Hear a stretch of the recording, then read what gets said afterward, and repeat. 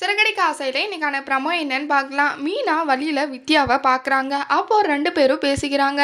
மீனா ரொம்பவே கவலையில இருக்காங்க. அதை பார்த்துட்டு வித்யா, என்னாச்சு மீனா, ஏன் ரொம்ப ஒரு மாதிரி சோகமாக இருக்கீங்க அப்படின்னு சொல்லிட்டு கேட்குறாங்க.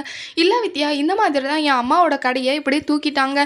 எதனால், எதுக்காகன்னு என்ன காரணமும் எனக்கு புரியல. என்னவா இருக்குன்னு எனக்கு எல்லாருக்கிட்டையும் கேட்டு கேட்டு எனக்கு ரொம்பவே குழப்பமாக இருக்குது. எல்லா முயற்சியும் எடுத்து பார்த்துட்டேன், என் அம்மா கடை எனக்கு வரமாட்டேங்குது அப்படின்னு சொல்லிட்டு சொல்கிறாங்க. அதை கேட்ட வித்யாவுக்கு ரொம்பவே கஷ்டமா இருக்கு. இப்படிப்பட்ட நல்லவங்களுக்கெல்லாம் ஏன் தான் இந்த மாதிரி நடக்குதோ அப்படின்னு சொல்லிட்டு மனசு கஷ்டப்படுறாங்க.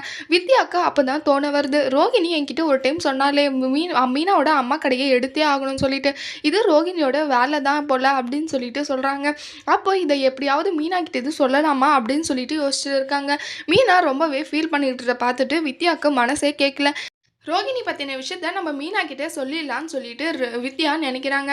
அப்போது மீனா, உங்களுடைய அம்மாவோட கடையை எடுக்க காரணமே ரோகிணி தான், அவள் பண்ண பிளான் தான் இதெல்லாம் அப்படின்னு சொல்லிட்டு வித்யா சொல்கிறாங்க. அதை கேட்ட மீனாவுக்கு ரொம்பவே ஷாக் ஆகுது. மீனா முத்துக்கு உடனே கால் பண்ணி எங்கே ரோகிணி தான் இதுக்கு காரணமான்னு சொல்லிடுறாங்க. அப்புறம் முத்துக்கு ரொம்பவே கோவம் வருது. இதுக்கப்புறம் முத்து ரோகிணியை என்ன பண்ண போகிறாங்கன்னு சொல்லிட்டு வரப்போகிற ப்ரோமோல பார்க்கலாம். இந்த வீடியோ பிடிச்சிருந்தா லைக் பண்ணுங்கள். பாய்.